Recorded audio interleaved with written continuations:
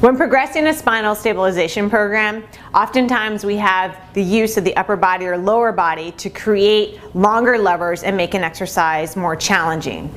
Oftentimes, though, I'm finding it challenging for myself that sometimes someone's limbs or they become too much of a lever for that person to maintain. And I'm trying to find ways to progress the person but not too fast. And the Total Gym leg pulley system gives me an opportunity to progress someone but yet still have them have some semblance of assistance with the exercise movement pattern. So Jeff here is going to lie back.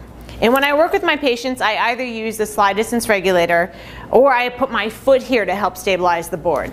Because we're using the power tower and the power tower has a higher incline, I'm going to put an extender on to make it a little bit easier for someone to get into.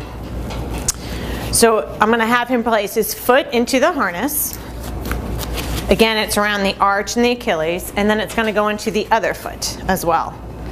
The weight then goes into each foot and he presses out, straight out. So some of the exercises you can do, again, are double leg bicycle where the knees coming in and out. Your feet can be in a V, your feet can be parallel. You can work with coordination with the feet hip distance apart or assistance with the legs together.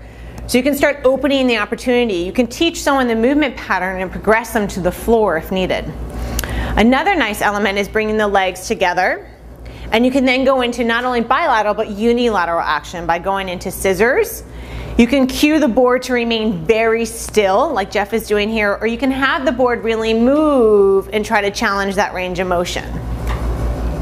Moving from scissors, you can go more into a bicycle from here. The head can be up or it can be down. You can wedge them up if needed as well. But because you're on that slight incline, it's sometimes easier for someone to come up and they can really take a look at how they're moving, if they're shifting in their pelvis or not. From this, you can also go into double leg circles. And you can start to add an element of control by going into what we call the windmill. Windmill is one leg will come up, one leg will come down, and then you'll circle your legs around, and then you come back up together, and then you switch sides. Now, if you don't have the leg pulley system and you're still trying to find a way to assist someone with stabilization, here's another trick you can do. So I'm going to have Jeff come in with his knees. Again, I'll help stabilize the board, and I cue him to reach for home base, or the actual base of the Total Gym. His other foot come out, and then he's going to roll up to sitting. Staying on a lower incline level for this, I'm going to have him slowly stand up, and he's going to transition and face the tower.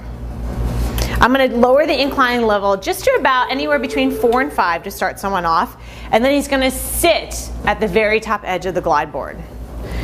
I'll tell him to scoot so his rear end's almost hanging off the edge, and that will make sure that he's going to lie back, that he'll be positioned in the right place.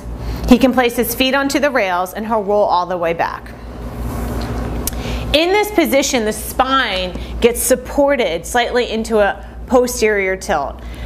Now, the reason for this is oftentimes when we start to add the leg movements, you'll see people arch from their back. This is a little bit of way to passively assist stabilization.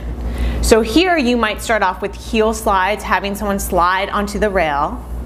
Then you might progress again to the bicycle, to the scissors, all the other actions we just did using the leg pulley system. This just provides another option. When I have patients that can't actually lie into their backs inverted, then in this position I just bring the incline level up on the glide board, and it helps them just a little bit so they don't feel like they're upside down.